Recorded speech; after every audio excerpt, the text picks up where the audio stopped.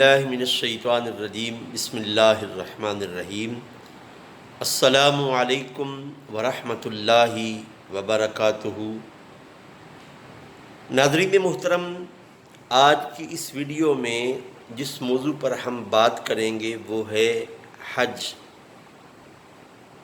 اسلام کے بنیادی اراکین میں کلمہ، نماز، روزہ، زکوٰۃ اور حج،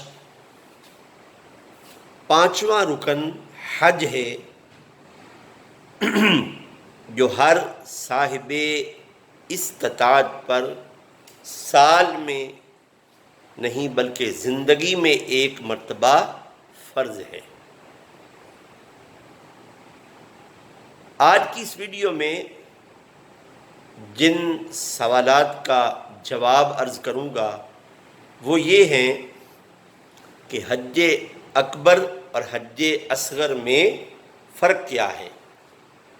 عمرہ جو کسی بھی دن کیا جا سکتا ہے اسے حج اصغر کہتے ہیں، اور حج اکبر سال میں ایک مرتبہ ذوالحج کے مہینے میں ادا کیا جاتا ہے۔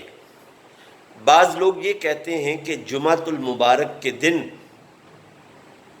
اگر حج کا دن آ جائے اسے حج اکبر کہتے ہیں، تو اس کا جواب یہ ہے کہ ہر سال جو حج ہوتا ہے وہ حج اکبر ہے، اور عمرے کو حج اصغر کہتے ہیں۔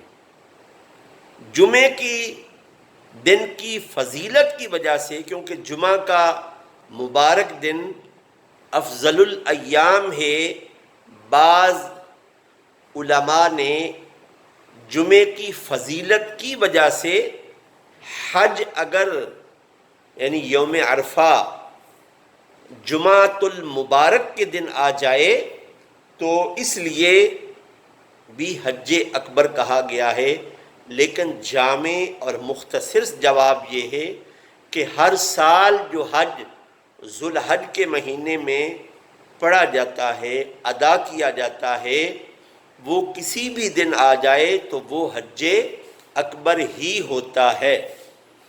تو ناظرین محترم، میری ویڈیو کو لائک بھی کریں، شیئر کریں اور غوثیہ چینل کو سبسکرائب کریں۔